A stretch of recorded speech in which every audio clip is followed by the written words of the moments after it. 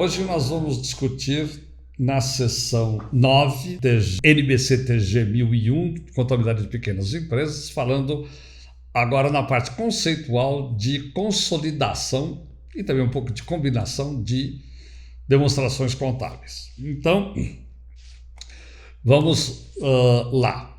Primeira coisa, o que é uma consolidação de balanços? Consolidar dois balanços é o seguinte, empresas onde tem, pelo menos tem lá uma controladora que tenha uma ou mais controladas, a relação de controle é obrigatória, fundamental.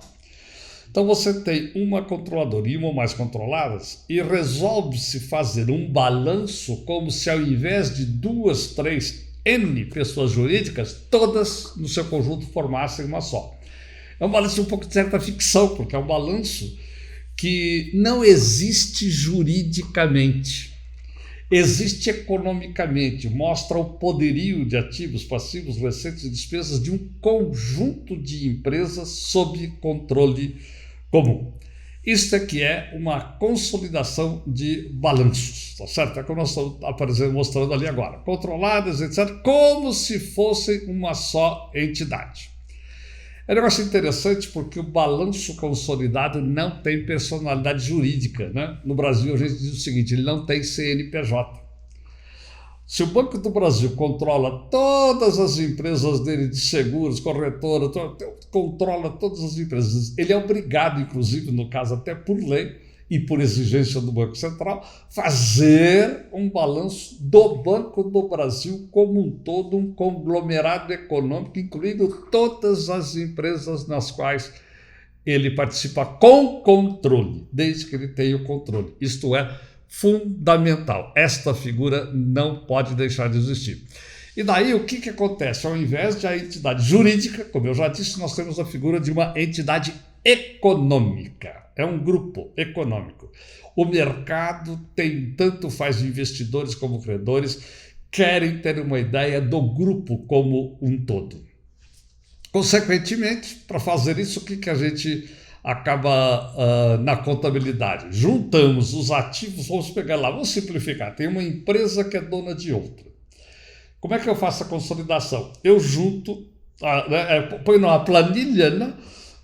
Coluna empresa por empresa, somo todos os ativos, passivos e receitas e despesas delas todas. Esta soma, é lógico, não vai dar um número significativo, tá certo? Não vai dar um número significativo. Mas eu vou somar e tem uma outra característica. Eu disse primeiro, a consolidação de balanços, que foi inventada lá pelos saxônicos, os ingleses principalmente, porque eles são capazes de pensar muito fora da caixinha. Porque você pensar num balanço de uma entidade que não tem personalidade jurídica, você tem que, né, se abstrair e ter coragem, vamos dizer, de fazer e divulgar. Isso é tão importante que, no caso brasileiro, desde 1976, a lei das SAs exige esse balanço consolidado, no caso, para as companhias abertas. E agora as normas, inclusive das pequenas empresas, exigem, esta NBC-TG 1001 exige que, mesmo que seja uma controlada, sociedade limitada, controladora, outra sociedade limitada, ou a sociedade por ações, não interessa, a controladora tem que fazer, além do seu balanço individual, esse balanço consolidado, considerando a entidade econômica. Mas tem uma outra coisa importante juridicamente aqui. A empresa A tem dinheiro, o dinheiro é dela. Quando ela junta o caixa da empresa B, que ela controla, vamos supor que ela controle com 80%. Como que ela faz a consolidação? Ela traz o caixa inteiro ou traz 80%, que é a parte dela? Ah, mas é a parte da propriedade jurídica. Não. A empresa A não tem propriedade jurídica sobre o caixa da empresa B nenhum centavo. O caixa da empresa B é de propriedade jurídica da companhia B. Então, eu vou trazer, na realidade, nas regras da combinação, 100% do caixa. Não porque ele seja da minha propriedade. Aliás, 0% de propriedade sobre o caixa de lá. É porque eu tenho controle. Esta palavrinha controle é fundamental na contabilidade e fundamental na consolidação. Veja então que o conceito de propriedade jurídica no balanço consolidado ele é substituído pelo princípio contábil do controle. Que, aliás, né, visto lá na seção 14. Aqui aparece o que é uma demonstração combinada. Demonstração combinada é quando você, por algum motivo, quer juntar os balanços de duas empresas, mas não há aquela história do controle. Pode até ser o seguinte: o João tem a empresa A e tem a empresa B. Ele é o sócio das duas. Mas o banco chega para ele e fala: eu queria ver a sua força total, me traz um balanço consolidado das duas. Legalmente não se pode chamar de consolidado, porque uma não controla a outra. Então o que você faz? Muda o nome, balanço combinado. Eu junto o balanço da empresa A com o balanço da empresa B do seu João, chamo de balanço combinado, contador assina o balanço combinado e leva lá para o banco.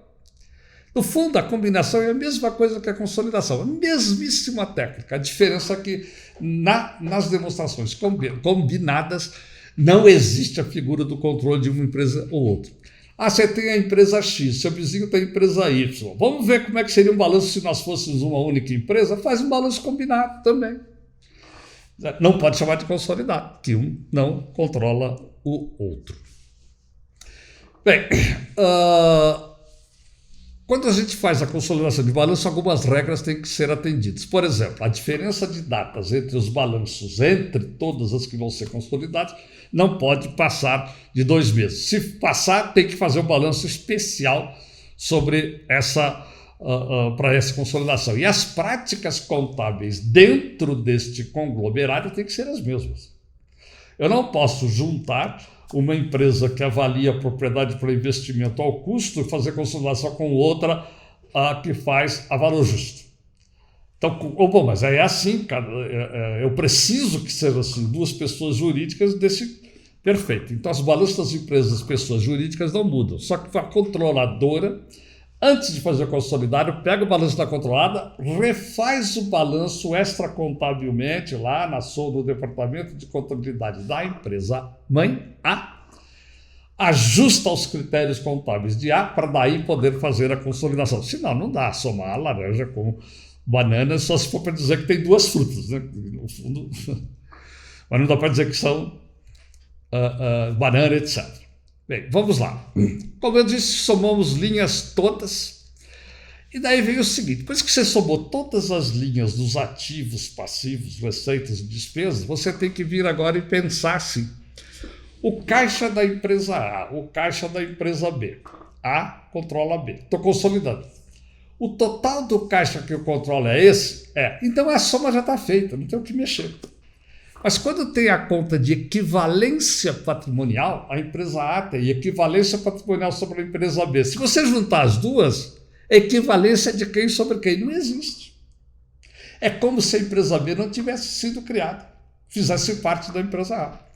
Então nós temos que ir lá, aparece lá a linha equivalência patrimonial, nós temos que ir lá e eliminar no balanço da mãe a equivalência patrimonial contra o seu próprio patrimônio líquido. Isso é que ela é obrigada a fazer. Se tiver, eu vou falar primeiro algumas, isso aqui na nossa prática é só conceitual, depois na parte prática tem os exercícios, né? Se existir mais-valia, a empresa A, quando comprou a empresa B, pagou mais-valias por conta de ativos. Ora, eu tenho na empresa B os ativos que deram origem à mais-valia que está na empresa A. Para o balanço consolidado, o que eu faço? Somos 2 linhas. Mais-valia com os valor contábil, vamos chegar no valor mais justo dos imobilizados, mais correto, do ponto de vista do conjunto das empresas. Correto?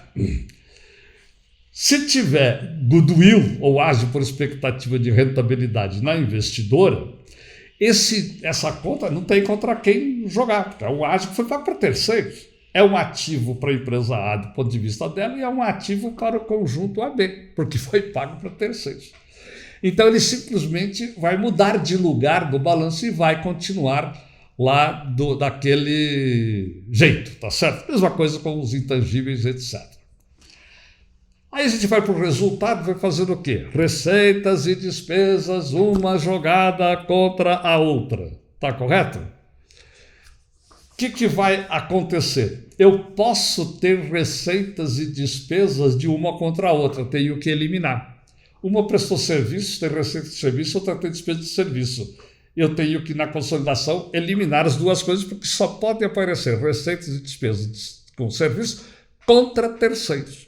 Se uma vender a mercadoria para outra, a mesma coisa. Tá certo? Uma tem no balanço contas a receber da outra, também tem que eliminar no consolidado. Eu tenho que voltar a pensar, se fossem juntas, uma única empresa, como é que seria o balanço dela? Não teria direito de uma contra a outra. Tá certo? E assim nós vamos seguindo, tá correto? Agora, se tiver lá um estoque que uma empresa vendeu para outra, uma controlada vendeu para outra controlada. Quando ela registra a venda, ela registra o lucro. Se aquela mercadoria a empresa adquirente jogou para fora, vendeu para fora, ótimo. Uma parte do lucro está na empresa A, uma parte do lucro está na empresa B, você junta tudo, o lucro tá legal. Mas quando uma empresa vende estoque para outra e a outra não vendeu esse estoque todo para terceiro, a empresa mãe pega aquela controlada que vendeu uma mercadoria para a empresa B, que ainda está lá, portanto é chamado tecnicamente de lucro não realizado. Nesse caso, eu tenho que fazer um ajuste, porque se este lucro não foi realizado para terceiros, ele não é o lucro dentro daquela hipótese de se fosse uma única pessoa jurídica. Se o departamento A transfere mercadoria para o departamento B, não existe lucro a ser reconhecido no balanço ou do resultado. Correto? Bem, tudo tem que ser pensado como está aí, como se fosse uma única pessoa jurídica. Tem ainda um outro ponto. Quando eu trago 100% dos ativos, 100% dos passivos, eu estou trazendo 100% do patrimônio líquido da empresa de baixo. Só que eu só tenho 80% dela. Então eu tenho que ir lá no patrimônio líquido e separar o seguinte: olha, esta é a parte que pertence à empresa controladora, esta é a parte que pertence aos sócios que continuam minoritários na controlada. Quando eu junto os dois resultados, eu tenho um lucro total.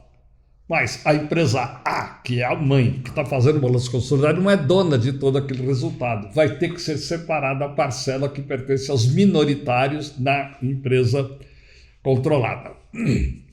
Então, nós vamos ter que fazer separadamente no patrimônio líquido essa segregação e também no resultado da parcela que pertence à empresa mãe, da parcela que pertence aos demais sócios nas investidos. Isso aqui eu já falei lá no começo, que as normas contábeis relevantes têm que ser as mesmas entre todas as empresas a participarem do balanço consolidado. Quando uma empresa A compra a empresa B durante o ano, cada um teve o seu lucro, cada um teve a sua performance até então. O que vai ocorrer? Para efeito do consolidado, só vão valer os lucros obtidos pela controlada a partir da data da aquisição. É lógico, eu não posso consolidar e dizer que tive um lucro de tanto por conta da controlada que já tinha tido um lucro antes de eu comprá-la. Só são computados os valores depois. Aqui é uma lista que não vamos necessariamente detalhar de pontos que precisam ser divulgados pela empresa que faz o balanço consolidado. Então veja, uma empresa controladora que tem uma controlada, ela tem dois balanços. O individual, às vezes chamado de separado, que é o dela individualmente, que todos nós conhecemos, e esse balanço consolidado adicional. Correto, gente? Muito obrigado E vamos... Desculpem o meu espirro. Muito obrigado. Não esquecer que precisa ler a norma inteira e, se você quiser, vamos agora aos casos práticos sobre consolidação e combinação de negócios.